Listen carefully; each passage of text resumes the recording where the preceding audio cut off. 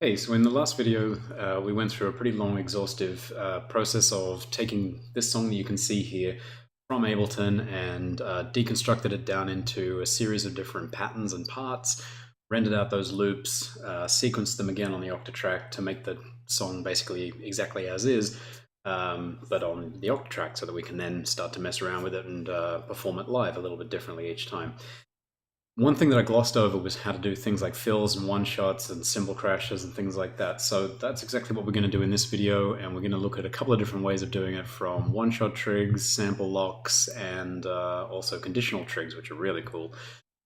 So I'm just going to zoom into one section here, which is sort of this 8-bar section here that has a cymbal crash at the start here, and then on that 1 bar there, and then on the 7th bar here we have not only a fill in the drum pattern here, but also we have an additional cymbal hit right on that 4th beat there before it goes into the next bar. Now, when I first rendered these out to the Octatrack, I just created a simple 2-bar loop of this little pattern here, and that's pretty much what I used as the main drum loop throughout. In fact, let's switch to the Octatrack and take a listen now.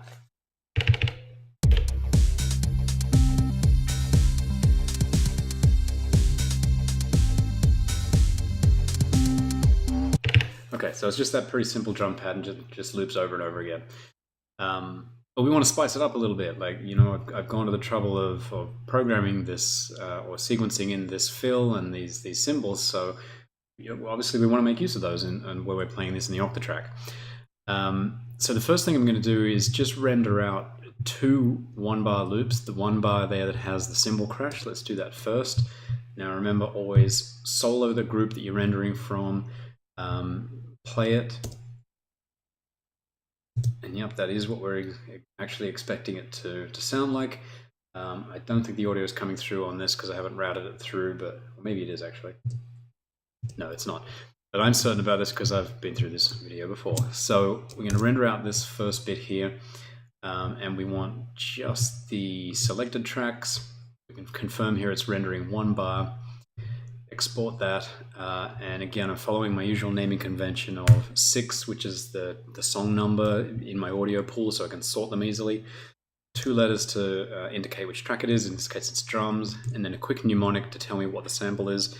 So let's call this, this pattern's using part 2, so let's call it part 2 crash. And again, we keep these super short so that we can see them in the little tiny Octatrack display. And I always put the length of it as well because that helps. Okay, so render that out. Same for this 1 bar here at the end. Yep, that's what we want. Okay, and export that. Give it a slightly different name, part 2 fill. Okay, there's our 2 1-bar audio loops rendered out, and so we will go to the USB mode on the Octatrack. Let's go.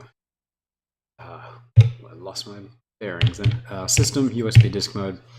So now we're in USB disk mode, which causes the Octatrack to pop up as a drive on my computer. And if we get Ableton out of the way here, this is my folder where I've dumped all the samples for this particular song, and I sort it by date so I can see the latest samples I've uploaded or rendered, I should say, are at the top. Here's the Octatrack. It's in this project, and the audio pool for this is that song. Copy those 2 samples across. I love this workflow with the Octatrack. Eject the Octatrack, and it automatically takes itself out of USB disk mode and starts loading those files up for us. Or loading the project, I should say. The next thing we need to do is to load those samples into our sample pool. I just like to double tap the track that I'm using, and I can load samples into the pool without necessarily changing the sample that's on this track by just selecting an empty slot, right arrow, scroll through our sample list here, and it's we want the crash first, so let's load that. So right arrow again, which moves us on to the next slot, right arrow. Next one's going to be the fill, so right arrow on that, and just double check we've got what he wants. So slot 108 is our crash, slot 109 is our fill. Now remember the slot numbers here, because when you do the sample locks, like setting a particular sample for a particular trigger on here, it helps so much to know the slot number you're looking for, because the screen real estate is even smaller in the sample lock list, which makes it even more difficult to see the names of the files. So 108 crash, 109 fill. And I'm going to hit no here because I don't want to change the sample that's assigned to this track. We're going to achieve what we want to achieve using sample locks. So we're on the drum track here. If we look into grid mode here, I've got this set up at the moment. If we just go into the scale mode, now this is set up into 32 of 32 steps at full speed. I've got scale per track. So this, remember from the first video, we did a sort of a cool way of doing multi-length loops all playing over a pattern where the pattern itself runs for 8 bars, which is 128 steps, which you can see there in master. But each individual track has its own sort of scale length. So this is 32 steps that loop over and over again. So that's 2 bars, 32 steps that loop over and over again to fit into that 128 master steps. So our 2 bars play 4 times, each time this entire pattern loops end to end. So important thing here to note is that we're in a mode where we have 2 pages here in grid edit, and they are 1 bar each, because this is a 2-bar sample, which you probably can't see on the resolution of this video, but we do handily see that in the screen here because I named the samples with the length in them.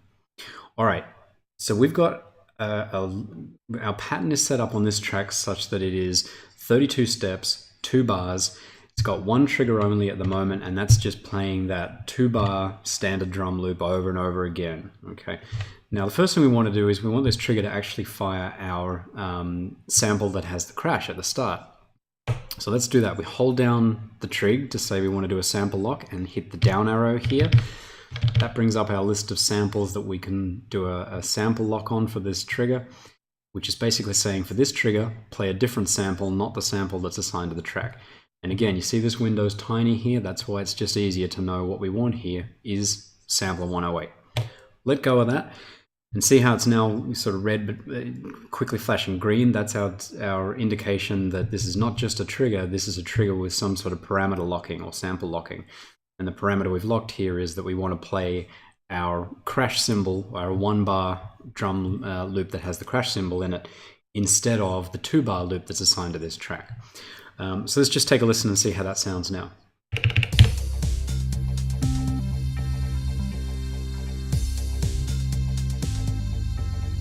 All right, so we've got 2 problems, and you can kind of predict that this was going to happen. This trigger now plays only a 1-bar loop, which means when we get to the second bar here in our 2-bar pattern, we've got no sample to play, which is why we had no sound.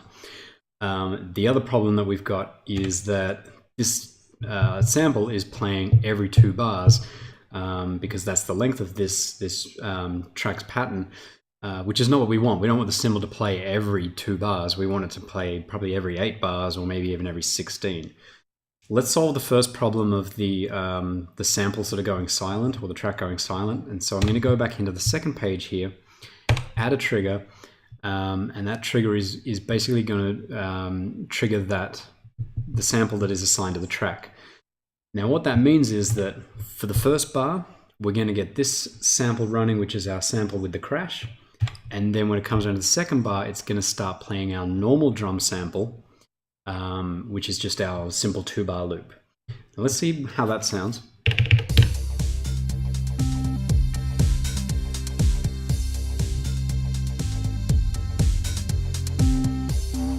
Okay, so that's filled the problem of the gap in audio there. The issue we've still got now is that this trigger here that's firing off that 1-bar crash loop, it's just playing every 2 bars, and I don't want that. Now, this is a really cool thing that the Octatrack can do, and it's really hidden, but it's great once you know it. Press and hold the trigger, press either the left or right button, which brings up the micro timing menu. But one thing you can do in the micro timing menu, which has got actually nothing to do with micro timing at all, but it's just sort of hidden here, is you can set the trig condition. This is so cool. You use the level knob here to scroll through the various conditions, and there's things like fill, pre, neighbor, first time through, and then you can go from 0 to 100 of probability of whether or not this trigger would fire. How cool is that? And then you start getting into these ratios here of like 1 to 2, 2 to 2, 1 to 3, 1 to 4, 2 to 4. And those are how we can say this trigger only fires the first time through of 2 times or 4 times through this track. Now back to our basic math here, we've got a 2-bar pattern. We want this, this sample here to play with the cymbal only once every 8 bars. So we want the 1 to 4 ratio. We want first time through, 4 loops, where each loop is 2 bars. Simple math and it works. So I've set that trigger condition, and now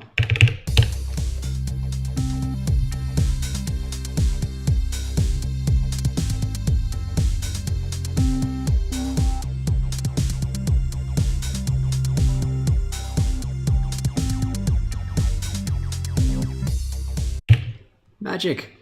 See, I got the cymbal crash to play when I first hit play, so the first run through, and then it looped over this pattern 4 times, but didn't play that 1-bar loop there with the crash cymbal until it got to the 5th run through, and where it did play that sample again. So that's the magic of that conditional lock, is a trig condition where we say this trig, which is our sample with the crash cymbal, only fires the first time through every 4 times.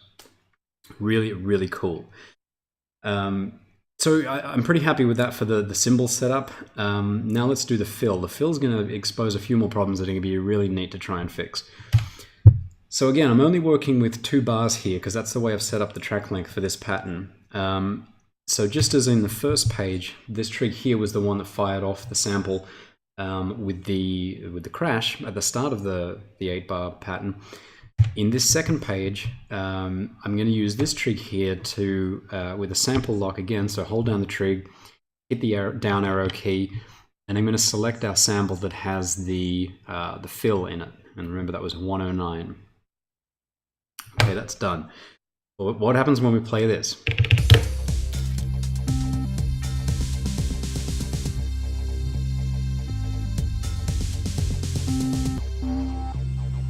Okay, we've got another variation of those same 2 problems. The sample is firing every 2 bars, which we don't want. This is a fill. We only want it at sort of the end of that 8-bar passage. And then there's this gap in audio because this is triggering a 1-bar sample. Then it stops. Then it keeps looping, and it's not going to play my crash again until it comes around 4 times in that pattern. First things first, let's deal with the fact that this is firing every single time through this pattern. Again, we'll use a conditional lock for this, so hold down the trigger, hit the right arrow button, or you could use the left, and turn the level knob until we get to a ratio here that is 4 to 4. Now it's 4 to 4 here because we want this to trigger on the 4th time through. So looping 4 times, this should play the 4th time through. So that's how we'll achieve our 8-bar pattern, and this plays the 4th time through, which is essentially the 7th bar in that 8-bar pattern. Don't let the math fool you. I promise this works out. So let's play this now.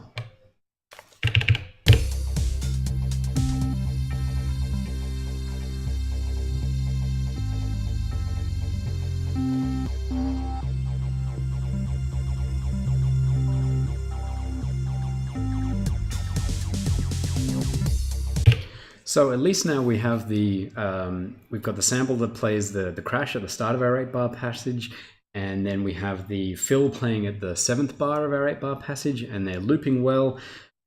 We could let that run, but for the sake of time I won't, but I promise you that every 8 bars we'll get that pattern of the crash starts on the 1, the fill comes in at the 7th bar, and then it's going to loop over and do that again and again. Problem we've got is, so this plays the cymbal at the start, runs for that 1 bar, and then there's silence because this trigger, which is on the second page, is actually triggering our fill, and it doesn't start until the 7th bar of our 8-bar pattern.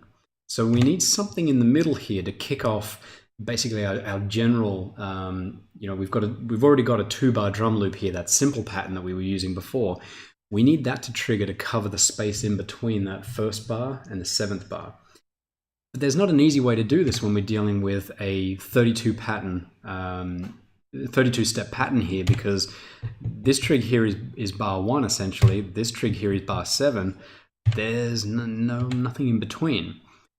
Well, there kind of is. Like if we're on the first page, Step 9 here is essentially our third beat, right? That's 1, 2, 3, 4.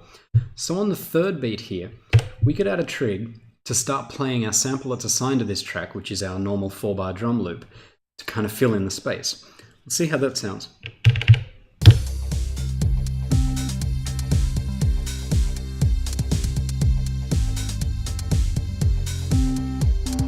And that's worked perfectly.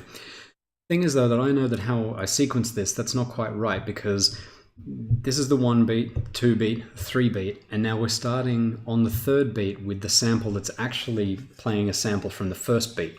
So I'm kind of 2 beats off here in my pattern, which is going to be really weird. But we can get around that. If we hold down the trigger and use the knob here that reflects to the start value, we can actually say start the sample playing when it fires from this trig at a certain point within the sample itself. Now there's a couple of things to just take note here in the setup of this track. Let's turn this off for the moment. So if I double tap source here, I just want to show you that loop mode is currently set to auto, which is important because when we trigger this, even though it's a 2-bar loop, we don't want it to just go a one-shot through that 2-bar passage and then stop, because then we'd have another gap of silence around like bar, I guess 1's our cymbal, 2 and 3 would be our 2-bar loop, and then by bar 4 would be silent again, and there's no trig we can add for that. So we have loop there so that we harness the magic of the Octatrack, which is the Octatrack loves to do what it's told and will keep doing what it's told until you tell it to do something else. And that's exactly what we're doing here. We're saying at this step, step 9, start playing our standard 2-bar drum loop and keep on playing it over and over again until some other trig, like our crash cymbal at the start or our fill at the end, until that tells you to do something else. And so that's why we leave loop on there. Now slice is off, and length is off as well, because what we want to do here is originally I thought I could do this with slice mode. I could say cut that sample up into 16 or 32 slices and just start playing slice 9 from here, and that would all work. It doesn't though, because then that trig alone plays slice 9, and then I'd need that one for 10, that one for 11, that one for 12, and I run into the problems of, well, these trigs are being used for something else. But what we can do is this. Hold down this trig. Now you've got this start parameter here, right, which runs from value 0 to 127, so 128 steps. If you, like me, and work with binary numbers all day, every day, these numbers are really familiar to you. What this means is that at 0 it starts at the start of the sample, and at 127 it starts at the end of the sample. Pretty simple. What we wanted to do here is to start playing the sample on the third beat. Now it's a 2-bar sample, so if I was using a value here of around 64, that would be the start of the second bar. So if 0 is the start of 2 bars, 128 is the end of 2 bars, 64 is the start of the second bar, that must mean 32 is essentially our third beat, right? Because it's 1/4 of the way into that sample. So I'm going to set it to 32, and what we've just said is that for this trig here, start it at the index 32 of 128, basically, of that sample. Or another way to say it, when this trig fires, don't start our 2-bar drum loop from the start, start at 1/4 of the way in, which is exactly what we want, because this third beat is 1/4 of the way through that 2-bar, 8-beat pattern. Let's see.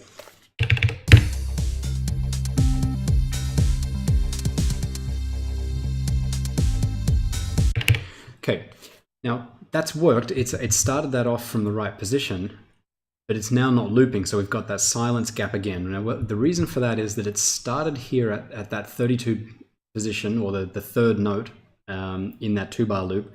It's running through to the end of that and then stopping. I found that that's a quirk with the Octatrack, in that if you have loop mode here set to auto, if you double tap source and check loop, auto will loop things if you're starting from the 0 position in the sample. If you alter the start parameter here, it won't loop it for you. But we can fix that by saying loop is on. And what that does is that forces the Octatrack into saying, no matter what logic you apply, always loop the samples over and over again until another trigger tells you to do something different. So let's see.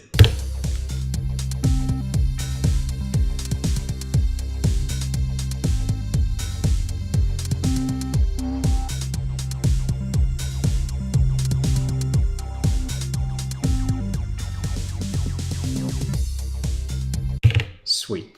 That's achieved exactly what I wanted. So I've got my cymbal crash here, I've got my drum fill happening here on the 1st and the 7th bar, and then I've got this trig set up to cover that loop starting again and running through the gaps in between. It's kind of convoluted, and you might be looking at this and saying, well, Jimbo, why didn't you just render out the 8-bar loop and just use that with the sample, with the crash and the fill already in the loop? Well, because what I wanted to achieve here was maximum flexibility. Because when I'm playing live, I could make a decision about maybe I want this section to run longer. Maybe I'm really feeling like it's, you know, a great moment and I want this to run longer and I'm enjoying it. And if I have that, if that was just a pre-rendered loop that had that fill and that crash in there, then I run the risk of having that fill essentially build up and then not go anywhere because it just goes and plays the loop over again. But in fact, what I've just done is going to do exactly that. So there's a little bit more magic we need to do here to achieve what I want. So on my second page here, this is the trig that's firing off the fill. I'm going to go ahead and hold down function and hit that trig, which makes it light up green now. I think that's actually yellow, but it's really hard to tell the colors on this. But either way, when it goes in this mode, this has now made it a one-shot. It's a one-shot conditional trig, which means it's going to obey our condition, which is to play on that 7th bar, or the it's the 4th time in the 4th run through. And it's on the second page here, so it's essentially our 7th bar. But it's only going to do it once, right? Which means that, it's only going to do it when the track is armed, which is probably going to be once. But the magic in this is, let's stop the track, and now let's actually intentionally disarm the track and play it and see what happens. So we've got our cymbal at the start.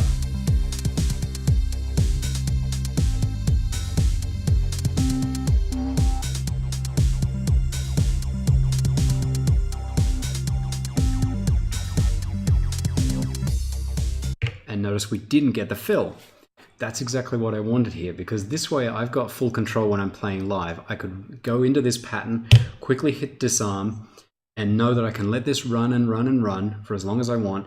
And then when I'm ready to build out of this pattern, I can just hit yes to arm the track, knowing that when it then plays through that final bit of that loop, it is then going to hit the fill, because that's now armed. And then I can quickly move on to the next pattern with that fill sort of building that tension up and out of there, but without the fill playing over and over again. So a really cool way to have that flexibility of playing live. Just to give you an example of, a real world example of why we might use this. I haven't practiced this, so let's just see how it goes. We'll disarm this because we don't want the fill to play until we tell it to. I'm going to have a crack here at using scenes.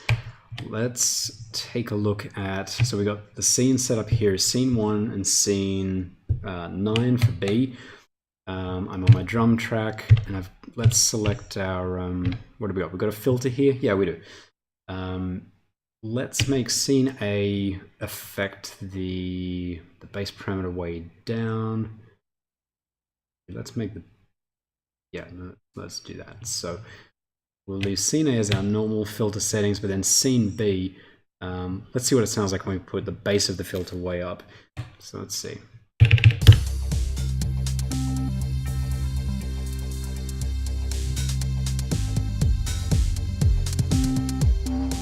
So you see that now the scene is set up so that we can adjust that filter parameter using this slider, but it's not quite what I want. I'm going to hit that to reset it, and actually we'll use the width parameter and dial that right down because I want it to sort of filter sweep down.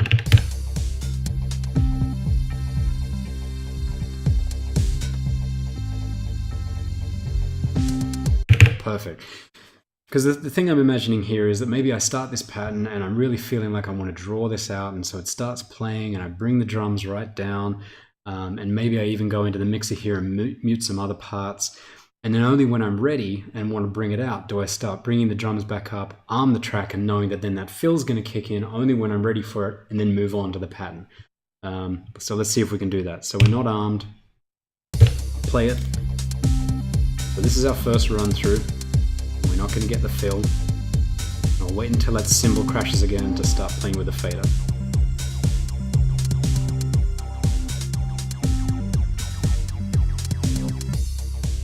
Now use the filter to bring the drums down. Arm it because I do want the fill to happen.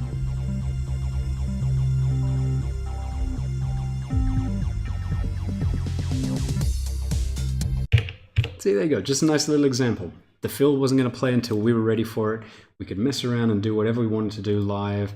Full flexibility and control. That's what I love about the Octatrack, and that's why I take the time to build up and produce the songs in Ableton, but then extract them out of Ableton, get them out of the box onto the Octatrack, to be able to give, to look at the songs under a different light, be able to choose how I'm playing them live, extend sections, shorten sections, whatever you want to do.